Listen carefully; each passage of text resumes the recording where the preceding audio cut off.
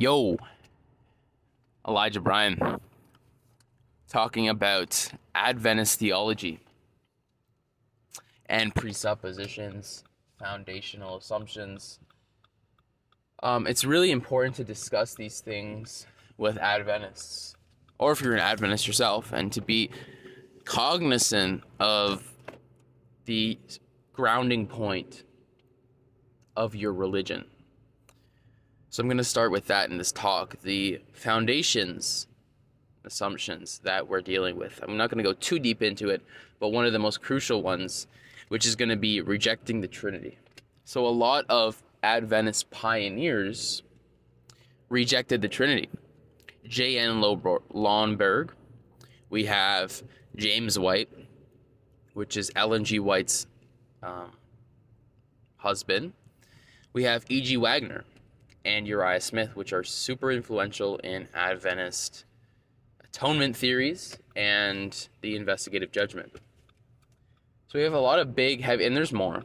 I just can't really name them off the top of my head. I haven't read a lot of Adventist stuff in a while.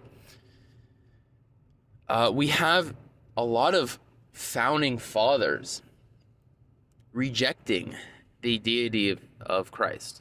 And this is problematic. This is insanely problematic. Because the foundational assumptions that Adventists will later make about other things in theology are based on people that rejected the deity of Christ.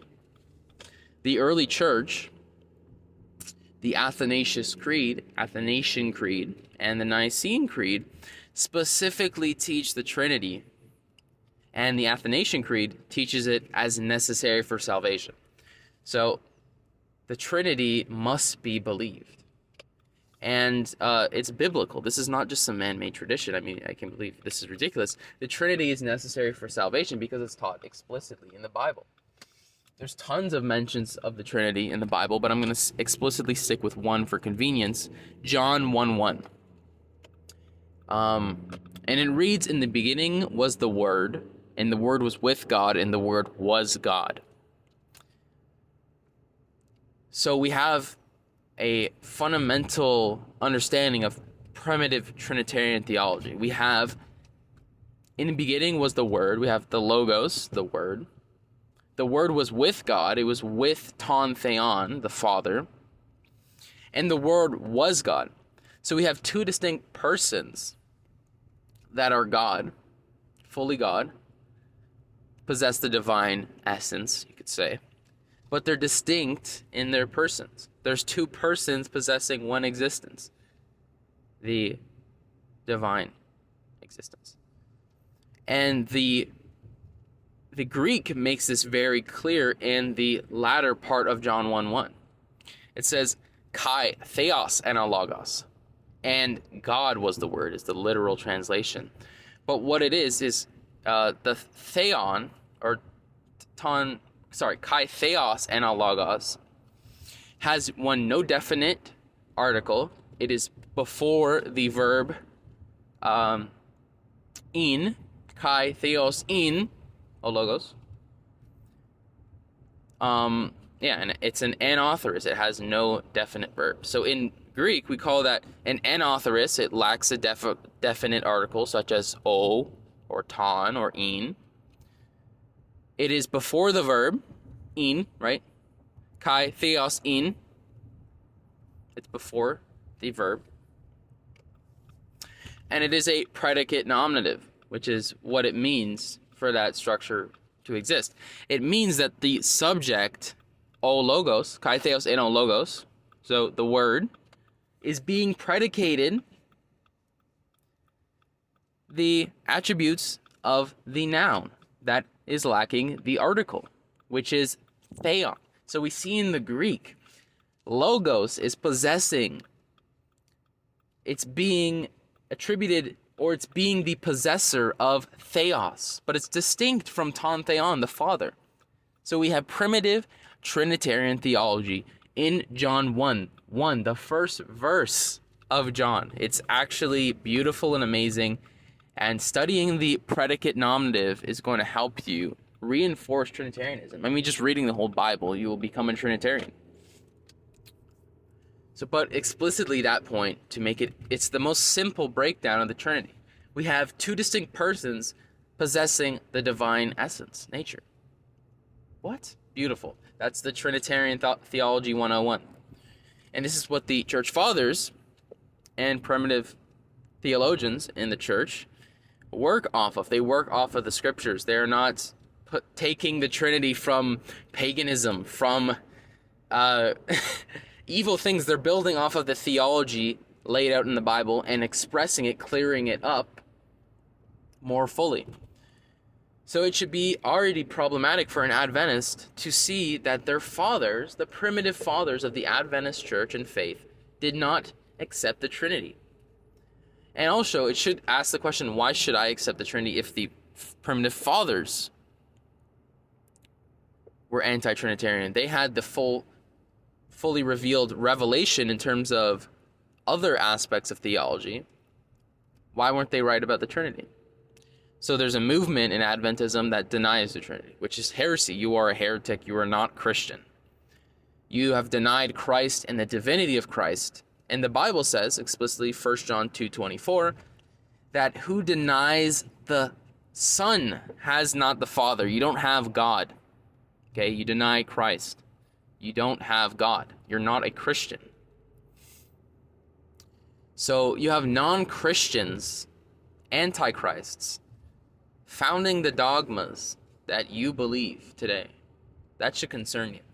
The E. Gaines thesis talks about this. The master's thesis. E. Gaines' master's thesis talks about this. And it troubled me when I read this, that all these Adventists that are influential in other parts of dogma, or quote dogma, I'm using dogma lightly in terms of Adventists because they don't have dogma, that these people denied Christ in his divinity. That was the first straw.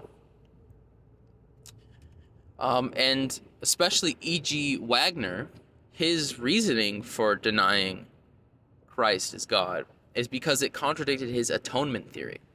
He said, well, if Christ truly died, and then another Adventist presupposition that death means a cessation of existence after death, which means after you die, there's no consciousness or existence. If Christ truly dies and is truly atonement sacrifice, he would have to cease to be. He would have to cease existence. And to say that the all-powerful God ceased to exist is just contrary to reason. It's ridiculous. And God cannot cease because he is being in himself. So he concludes, well, Jesus must be a lesser God so he can die and cease. Because and he also concludes, well, if we say Jesus' human nature just died and the divinity lived on, well, that would be positing that Christ is only a human sacrifice. So he opts in for the Arianism to try to coincide those two problems. But what's funny is that if death doesn't mean cessation of existence after death, right? That you're not conscious after death, then there's no theological problems with Christ dying in the incarnation, right? There's no problem with the second person of the Trinity uniting to human flesh and undergoing human death, because human death historically and biblically means a separation of body and soul. So there's no problem there. There's no ceasing of nature's, none of this ridiculous stuff if you accept the historical idea of death and the afterlife and the soul. Of course, it's hard to deny that because fundamental to Adventist theology, this belief of spiritualism infiltrating Christianity. That's one of the main reasons why they reject the immortality of the soul, or that the soul lives on truly after death, is because they believe that there's some connection between spiritualism and paganism that's corrupted Christianity, and their reject and resist is to just deny that dogma. Of course, they don't see the implications in their theology, which are problematic, that because of this rejection, some people became Arians, or they rejected the deity of Christ, and they became complete heretics and non-Christians. But okay, well, Adventists claim to be Trinitarian now, today, so how do they deal with this dilemma, the incarnation? They're not going to take E.G. Wagner's stance that just completely denies Christ's divinity and say he's a lesser God like Jehovah's Witnesses. Well, they say today, well, Christ's human nature ceases to be, and the divinity lives on. What? So this is the same position that E.G. Wagner rejects, because he would say it's only a human sacrifice. It's a little bit ironic, but yes, it's true. This is the case. So they believe that the human nature ceases and the deity lives on. But this is also problematic. This is also a heresy. This is called Nestorianism. You're separating and saying there's two subjects, two persons, in interest in the incarnation, which is false. There's one person, the divine person, Christ, uniting himself to a human nature. It's not deity indwelling a human, and they can be separated. That's the Nestorian heresy. So you can't have your cake and eat it too, or you can't really hold any of these positions historically without committing some kind of heresy and denying Christ. You either take E.G. Wagner's state or the primitive Adventists and say that, well, Christ is a lesser God and he could cease, which is false. That's false. Christ, we just looked at John 1:1. Christ, the Logos, possesses the nature of Ton Theon, the Father. So, no, there's no lesser deity. That's just false. Well, saying Christ, that the divinity dwelt in the humanity and they were separated at death, or that one ceased and the deity lived on, which Ellen G. White actually explicitly says that happens, that's also heresy, Nestorianism. Right? It's condemned by the Council of Ephesus and Chalcedon in the 3rd and 4th century. So you cannot hold these two positions. You cannot hold the soul sleep doctrine and have a coherent understanding of the incarnation. Now, I've been making this argument for a year now, like years. Well, not years, but a year. A solid year I've been studying and testing this theory, reading Adventist sources, asking Adventists, and it's really irrefutable. Because you wind up in one of the two areas. And if you want to accept that there is some kind of immortality of the soul after death, well, then you've just refuted your whole dogma on soul sleep, which I doubt anyone would do, because that compromises so much in their theology. And, okay, this fact here about soul sleep really shows how the epistemology, or the theory of knowledge in Adventism, works. Their theory of knowledge is false. It's completely false. They think that you start off, as the Protestants do, reforming and reforming and reforming. There's no real deposit. We need to continue to reform and to cleanse what we've been given, because it might be adulterated. We need to start from scratch, essentially. So they have this idea of reforming, and they're hyper-reformists because they just throw everything out of the bag and then just start with the Bible. And this is problematic because Jude 1:3 lays out the Christian epistemology, the theory of knowledge for Christians, which is the faith once and for all delivered to the saints. So the deposit, it's deposited once and for all to the saints. It is a full deposit, and then the history of Christianity is trying to better understand that deposit. It's not starting from scratch. It's not starting from ground zero. It's a whole deposit of dogma, theology, etc., that you start with and try to understand. It's not restarting. So this restartist, this restartation of theology leads you to heresy, leads you to deny Christ. And this is the identifier of Antichrist, which is interesting. Who denies the Son as not the Father.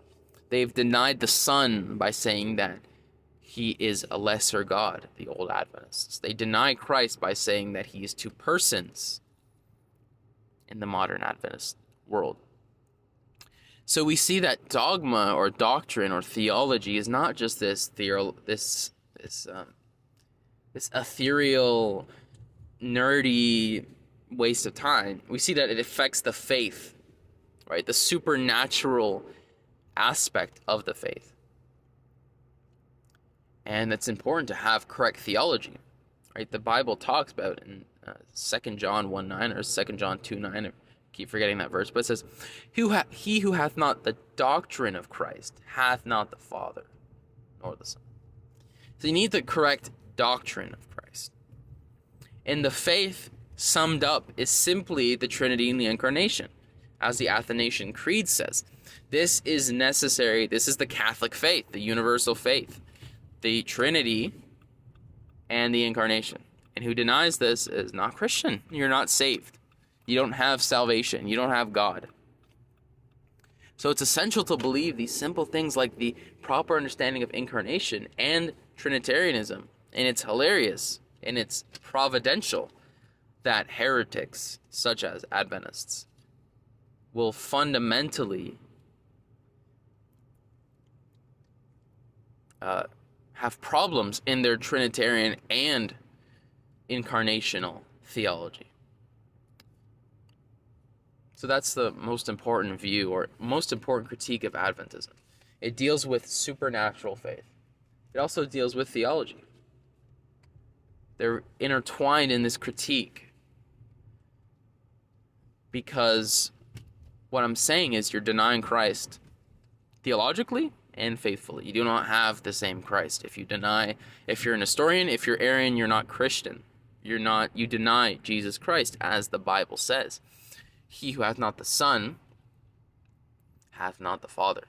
You don't have God if you deny Christ. Have the faulty, heretical, blasphemous doctrine of Christ. You cannot have Christ. So it's a very simple critique, but it takes some time to understand the system, understand some of these issues such as Arianism, Nestorianism, reading upon them, reading Adventist sources. I recommend the E. Gaines thesis about the early fathers rejecting the Trinity, which is interesting. And yeah, it's a whole study. It's a milieu, and they have a problematic understanding of epistemology as well, that we just restart with the Bible, and that the Catholic Church has corrupted everything. We need to start from scratch. Well, no. We need to start with the apostolic deposit, the faith that was delivered to the saints.